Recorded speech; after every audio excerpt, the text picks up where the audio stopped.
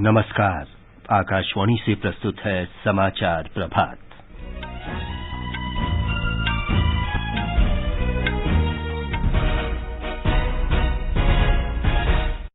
प्रधानमंत्री नरेंद्र मोदी आज प्रधानमंत्री राष्ट्रीय बाल पुरस्कार विजेताओं के साथ बातचीत करेंगे।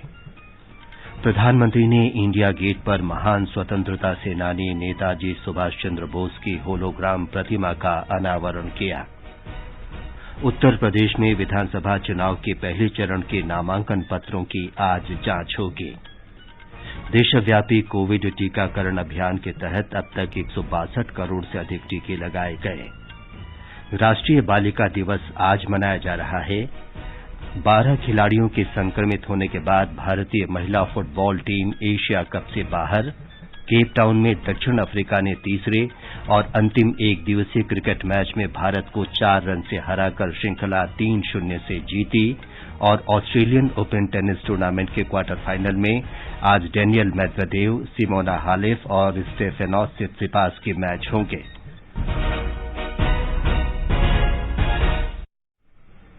समाचार प्रभात में देवेंद्र त्रिपाठी के साथ मैं विमलेंदु पांडे। देश के कई हिस्सों में कोरोना संक्रमण तेजी से फैल रहा है।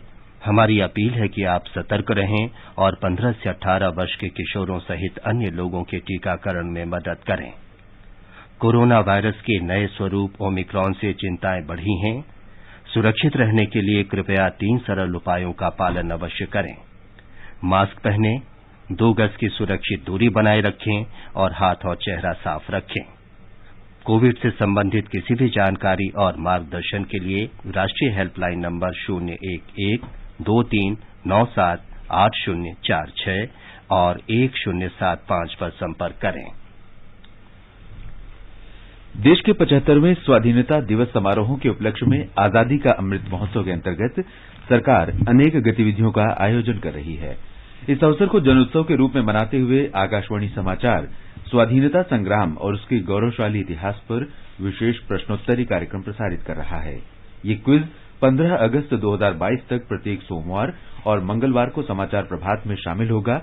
भारतीय डाक विभाग अमृत महोत्सव क्विज में आकाशवाणी के साथ सहयोगी के रूप में शामिल है। आज अमृत महोत्सव क्विज का 47वां प्रश्न।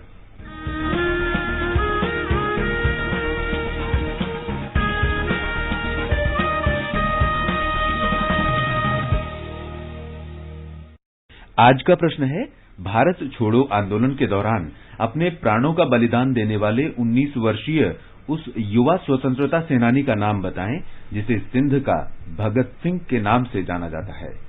प्रश्न एक बार फिर सुन लें। भारत छोड़ो आंदोलन के दौरान अपने प्राणों का बलिदान देने वाले 19 वर्षीय उस युवा स्वतंत्रता सेनानी का नाम बताएं जिसे सिंध का भगत सिंह नाम से भी जाना जाता है। श्रोता अपने उत्तर व्हाट्सएप नंबर 8826546262 पर भेज सकते हैं या हमें इस पते पर ईमेल कर सकते हैं amritmahotsav@prasarbharati.gov.in। ईमेल एड्रेस एक बार फिर सुन लें, amritmahotsav@prasarbharati.gov.in। एक भाग्यशाली प्रतिभागी को विजेता चुना जाएगा और कल के समाचार प्रभात में उनके नाम की घोषणा की जाएगी। विजेता को ई प्रमाण पत्र और पुरस्कार दिया जाएगा। अब समाचार विस्तार से। प्रधानमंत्री नरेंद्र मोदी आज प्रधानमंत्री राष्ट्रीय बाल पुरस्कार विजेताओं से वीडियो कॉन्फ्रेंस के जरिए बातचीत करेंगे। समारोह में वर्ष 2021 और वर्ष 2022 के पुरस्कार विजेताओं को डिजिटल प्रमाण पत्र प्रदान किए जाएंगे। इसके लिए ब्लॉकचेन तकनीकी का इस्तेमाल किया जाएगा। हमारे संवाददाता ने खबर दी है कि पुरस्कार विजेताओं को प्रमाण पत्र देने के लिए इस तकनीकी का इस्तेमाल पहली बार किया जा रहा है। प्रधानमंत्री राष्ट्रीय बाल पुरस्कार 5 से 18 वर्ष तक के बच्चों को दिया जाता है। बच्चों को ये पुरस्कार 6 क्षेत्रों में असाधारण उपलब्धि के लिए दिया जाता है। ये क्षेत्र हैं नवाचार, समाज सेवा, शिक्षा, खेल, कला तथा संस्कृति और वीरता। इस वर्ष बाल शक्ति पुरस्कार की विभिन्न श्रेणियों के अंतर्गत देश भर से 29 बच्चों का चयन प्रधानमंत्री राष्ट्रीय बाल पुरस्कार के लिए किया गया है। इस पुरस्कार के विजेता हर वर्ष गणतंत्र दिवस परेड में भाग लेते हैं। पुरस्कार में 1 पदक, 1 लाख रुपए और प्रमाण पत्र दिया जाता है। दीपेंद्र कुमार, आकाशवाणी समाचार, दिल्ली। आकाशवाणी से इस कार्यक्रम का सीधा प्रसारण किया जाएगा। ये कार्यक्रम FM गोल्ड चैनल पर दोपहर 12 बजे से सुना जा सकेगा। इसे AIR live news 24x7 channel पर लाइव स्ट्रीम किया जाएगा और आकाशवाणी AIR यूट्यूब चैनल पर भी ये कार्यक्रम उपलब्ध रहेगा। महिला और बाल विकास मंत्री स्मृति ईरानी और राज्य मंत्री डॉ मुंजपारा महेंद्र भाई भी इस अवसर पर मौजूद रहेंगे। प्रधानमंत्री नरेंद्र मोदी ने कहा है कि लोगों की भागीदारी से नेताजी सुभाष चंद्र बोस के सपनों के भारत का निर्माण किया जाएगा। उन्होंने कहा कि नेताजी जो कुछ ठान लेते थे वही करते थे। प्रधानमंत्री ने कहा कि हमें सुभाष चंद्र बोस की कर सकता हूं, करूंगा की भावना से प्रेरित होकर आगे बढ़ना है।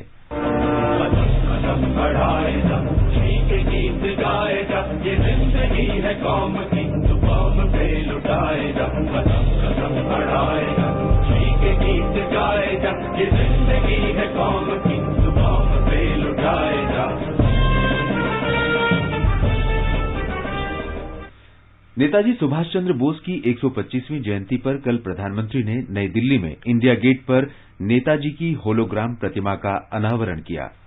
ये प्रतिमा आजादी के महानायक को कृतज्ञ राष्ट्र की श्रद्धांजलि है। नेताजी सुभाष की ये प्रतिमा हमारी लोकतांत्रिक संस्थाओं को, हमारे पीढ़ियों को राष्ट्रीय कर्तव्य का बोध कराएगी। आने वाली पीढ़ियों को, वर्तमान पीढ़ी को निरंतर प्रेरणा देती रहेगी। प्रधानमंत्री ने कहा कि भारत की धरती पर पहली स्वतंत्र सरकार के संस्थापक नेताजी की होलोग्राम प्रतिमा के स्थान पर शीघ्र ही ग्रेनाइट की भव्य प्रतिमा लगाई जाएगी। श्री मोदी ने याद दिलाया कि नेताजी को पूर्ण विश्वास था कि भारत एक दिन अवश्य स्वतंत्र होगा।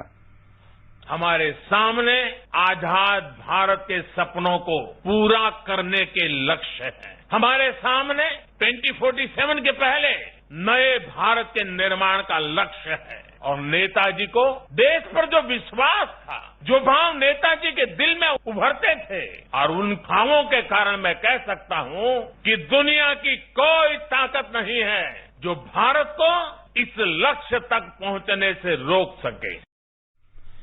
नेताजी की जयंती पराक्रम दिवस के रूप में मनाई गई। इसी के साथ गणतंत्र दिवस समारोह की शुरुआत भी हो गई। श्री मोदी ने कहा कि नेताजी से जुड़ी विरासत को संजोया जा रहा है, ये उन्हें सच्ची श्रद्धांजलि होगी। नेताजी सुभाष चंद्र बोस के जीवन से जुड़ी हर विरासत को भी देश पूरे गौरव से संजो रहा है। नेताजी द्वारा अंडमान में तिरंगा लहराने की 75वीं वर्षगांठ पर अंडमान के एक द्वीप का नाम उनके नाम पर रखा गया है। अभी दिसंबर में ही अंडमान में एक विशेष संकल्प स्मारक नेताजी सुभाष चंद्र बोस के लिए समर्पित की गई है। ये स्मारक नेताजी के साथ साथ इंडियन नेशनल आर्मी के उन जवानों के लिए भी एक श्रद्धांजलि है जिन्होंने आजादी के लिए अपना सर्वस्व न्योछावर कर दिया था। प्रधानमंत्री ने कहा कि आजादी के अमृत महोत्सव का संकल्प है कि भारत अपनी पहचान और प्रेरणाओं को पुनर्जीवित करेगा। आजादी के अमृत महोत्सव का संकल्प है कि भारत अपनी पहचान और प्रेरणाओं को पुनर्जीवित करेगा। ये दुर्भाग्य रहा कि आजादी के बाद देश की संस्कृति और संस्कारों के साथ ही अनेक महान व्यक्तित्वों के योगदान को मिटाने का काम किया गया। स्वाधीनता संग्राम में लाखों लाख देशवासियों की तपस्या शामिल थी, लेकिन उनके इतिहास को भी सीमित करने की कोशिश हुई। लेकिन आज आजादी के दशकों बाद देश उन गलतियों को डंके की चोट पर सुधार रहा है। नेताजी की जयंती पर आपदा प्रबंधन के क्षेत्र में व्यक्तियों और संगठनों के बहुमूल्य योगदान और निस्वार्थ सेवाओं को सम्मानित करने के लिए श्री मोदी ने सुभाष चंद्र बोस आपदा प्रबंधन पुरस्कार प्रदान किए। पिछले साल से देश ने नेताजी की जयंती को पराक्रम दिवस के रूप में मनाना शुरू किया। पराक्रम दिवस के अवसर पर सुभाष चंद्र बोस आपदा प्रबंधन पुरस्कार भी दिए गए हैं। नेताजी के जीवन से प्रेरणा लेकर ही इन पुरस्कारों को देने की घोषणा की गई। साल 2019 से 2022 तक उस समय के सभी विजेताओं, सभी व्यक्तियों, सभी संस्थाओं को जिन्हें सम्मान का अवसर मिला है, उन सबको भी मैं बहुत बहुत बधाई देता हूं। बर्लिन में भारतीय दूतावास में कल नेताजी के सम्मान में विशेष प्रदर्शनी लगाकर पराक्रम दिवस मनाया गया। प्रदर्शनी में नेताजी के दुर्लभ व्यक्तिगत पत्र और यादगार वस्तुएं शामिल हैं। प्रदर्शनी का उद्घाटन जर्मनी में भारत के राजदूत हरीश पर्वतनेनी और नेताजी की पुत्री प्रोफेसर डॉक्टर अनीता बोस-फॉफ ने किया। गणतंत्र दिवस परेड में इस बार लोग अपनी पसंदीदा झांकी को वोट दे सकेंगे।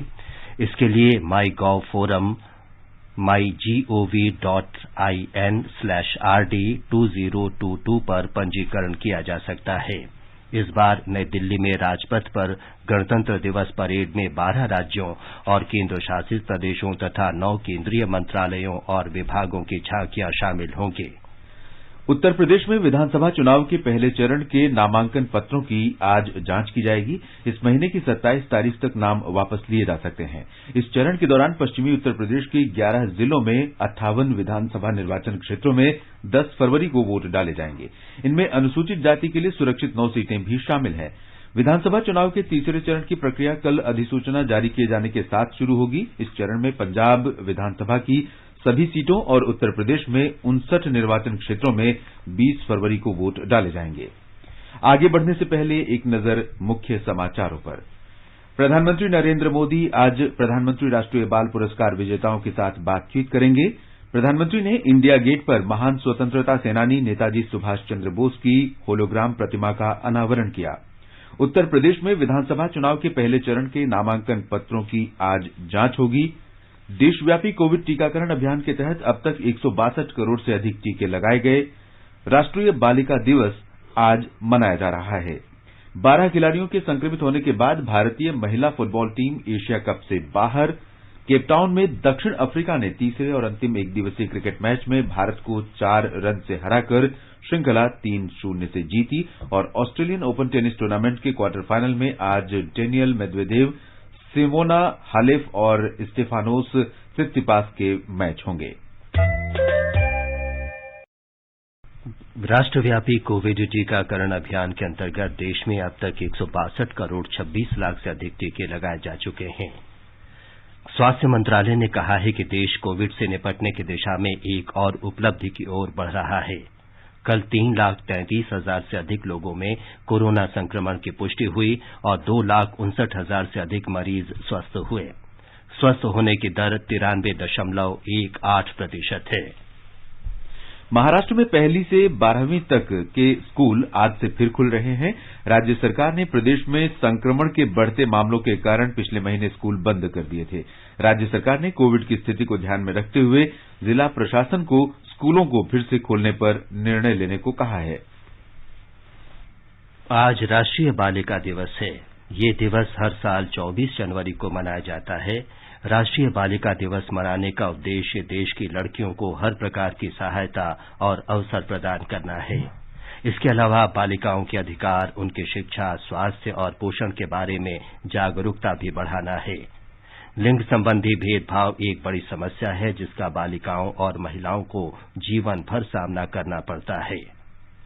केपटाउन में तीसरे और अंतिम एकदिवसीय अंतर्राष्ट्रीय क्रिकेट मैच में दक्षिण अफ्रीका ने भारत को 4 रन से हराकर श्रृंखला 3-0 से जीत ली है। मेजबान दक्षिण अफ्रीका ने पहले बल्लेबाजी करते हुए 287 रन बनाए। भारत की टीम 49 ओवर और 2 गेंद में 283 रन बनाकर आउट हो गई। क्विंटन डिकॉक को प्लेयर ऑफ द मैच के साथ प्लेयर ऑफ द सीरीज भी घोषित किया गया। ऑस्ट्रेलियन ओपन टेनिस टूर्नामेंट के क्वार्टर फाइनल में आज डेनियल मेदवेदेव, सिमोना हालेप और स्टेफानोस सित्सिपास के मैच होंगे। सिमोना हालेप का सामना एलिज कॉर्नेट से होगा। मेदवेदेव और मैक्सिम क्रेसी आमने सामने होंगे। सित्सिपास का सामना टेलर फ्रिट्ज से होगा। 12 खिलाड़ियों के संक्रमित होने के बाद भारतीय महिला फुटबॉल टीम एशिया कप से बाहर हो गई है और उधर पीवी सिंधु ने सैयद मोदी अंतर्राष्ट्रीय बैडमिंटन टूर्नामेंट का सिंगल्स खिताब जीत लिया है। सिंधु ने फाइनल में मालविका बंसोड को 21-13, 21-16 से हराया। मिक्स डबल्स का खिताब ईशान भटनागर और तनिषा केस्ट्रो ने जीता। प्रधानमंत्री नरेंद्र मोदी ने प्रख्यात पुरातत्वविद तिरु आर नागास्वामी के निधन पर दुख व्यक्त किया है।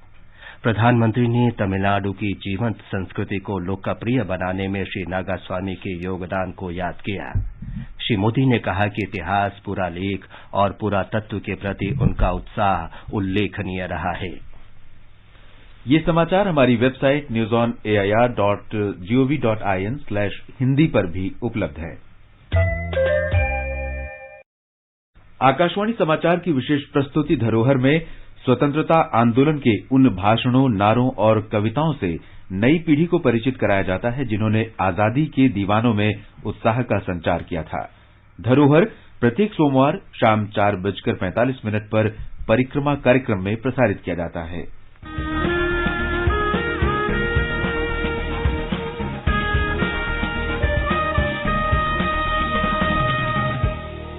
आजादी के आंदोलन के खजाने में ऐसे ढेरों शब्द जिन्होंने बदल दिए इतिहास, तारीख बदलने वाले लफ्जों पर आकाशवाणी समाचार प्रसारित कर रहा है विशेष कार्यक्रम धरोहर, हर सोमवार।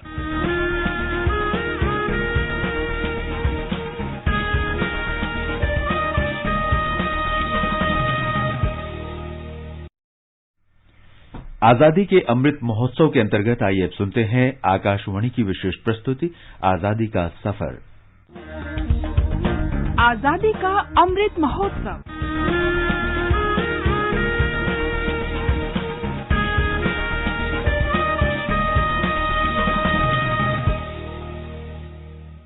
आजादी का सफर आकाशवाणी के साथ। भारत का गौरवशाली स्वतंत्रता संग्राम आधुनिक विश्व के अब तक के सबसे बड़े संघर्षों में से एक है। आकाशवाणी समाचार आपके लिए प्रतिदिन इस संग्राम की एक झलक लेकर आता है।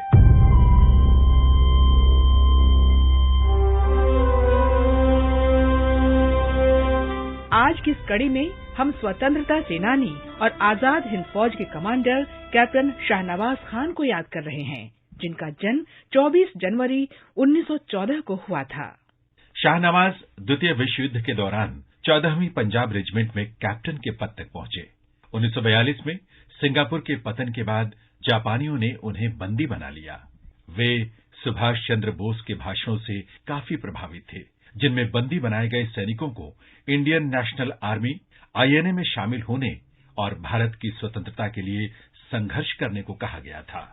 शाहनवाज ने द्वितीय विश्व युद्ध के दौरान संक्षिप्त रूप से आजाद हिंद फौज के स्वामित्व वाले कोहिमा और इम्फाल पर अधिकार का दावा करते हुए पूर्वोत्तर भारत में INA का नेतृत्व किया।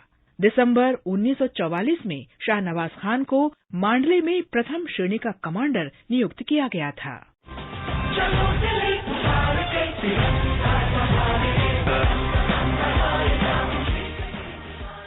युद्ध के बाद INA अधिकारियों प्रेम कुमार सहगल, शाहनवाज खान और गुरबख्श सिंह ढिल्लों पर ब्रिटेन के सम्राट के खिलाफ युद्ध छेड़ने के मामले में दिल्ली के लाल किले में एक सार्वजनिक कोर्ट मार्शल की कार्रवाई चली थी।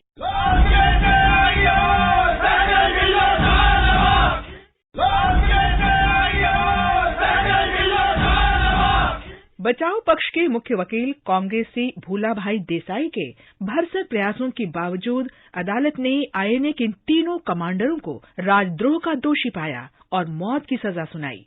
भारत में अशांति और विरोध के बाद भारतीय सेना के कमांडर इन चीफ ने इनकी सजा को कम कर दिया था। मुकदमे के बाद शाहनवाज खान कांग्रेस पार्टी में शामिल हो गए और उन्होंने घोषणा की कि वे अब से महात्मा गांधी द्वारा प्रतिपादित अहिंसा के मार्ग का अनुसरण करेंगे। 1946 में शाहनवाज खान महात्मा गांधी और खान अब्दुल गफ्फार खान के साथ नोआखाली में शांति बहाल करने के लिए गए थे। आजादी के बाद खान का शानदार संसदीय करियर रहा। वे मेरठ निर्वाचन क्षेत्र से 4 बार लोकसभा के लिए चुने गए। 9 दिसंबर 1983 को उनका निधन हो गया। हम इस महान भारतीय राष्ट्रवादी को नमन करते हैं।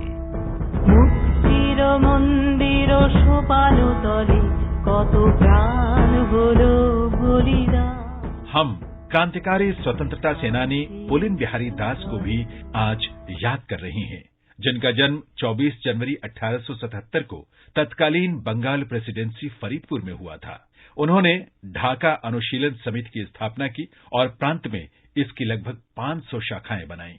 उन्होंने एक क्रांतिकारी सेना के गठन के लिए ढाका में नेशनल स्कूल की भी स्थापना की। इसमें छात्रों को विभिन्न हथियार चलाने का प्रशिक्षण दिया गया।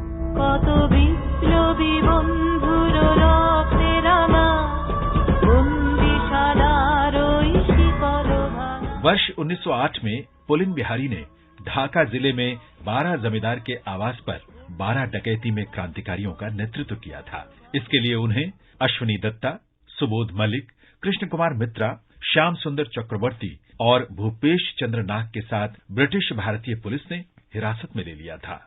पुलिन बिहारी दास को मोंटगोमरी जेल में बंद कर दिया गया था। 1910 में जब उन्हें रिहा किया गया तो उन्होंने भारत में ब्रिटिश साम्राज्य से स्वतंत्रता प्राप्त करने के लिए क्रांतिकारी गतिविधियों को नया रूप दिया। उन्हें ढाका षड्यंत्र मामले में देशद्रोह और आंदोलन के आरोप में 46 अन्य भारतीय क्रांतिकारियों के साथ फिर से गिरफ्तार कर लिया गया।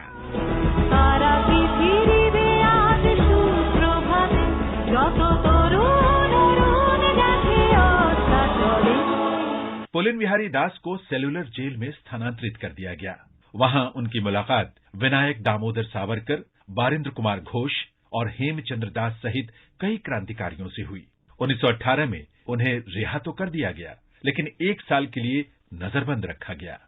पुलिन बिहारी दास ने फिर से अपनी क्रांतिकारी गतिविधियों को पुनर्जीवित करने का प्रयास किया, लेकिन संगठन पर प्रतिबंध लगा दिया गया। पुलिन बिहारी दास ने 1920 में भारत सेवक संघ की स्थापना की और बाद में स्वराज और हथकथा नामक 2 पत्रिकाओं का प्रकाशन किया। 1928 में उन्होंने कोलकाता में मेछुआ बाजार में बंगिया व्यायाम समिति का गठन भी किया। ये खेल कूद की संस्कृति को बढ़ावा देने का संस्थान था और प्रभावी रूप से एक अखाड़ा था, जहां उन्होंने युवाओं को प्रशिक्षित करना शुरू किया। बाद में वे एक योगी के प्रभाव में आए और उनमें अनासक्ति की भावना उत्पन्न हो गई। 17 अगस्त 1949 को उनका निधन हो गया।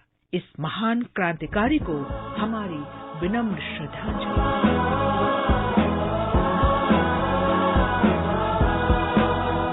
इसके साथ ही आजादी का सफर आकाशवाणी समाचार के संग श्रृंखला का ये अंक अब यहीं समाप्त हुआ।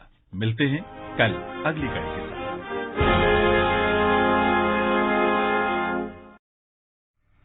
आजादी का अमृत महोत्सव के लिए सभी उपभोक्ताओं को शुभकामनाएं।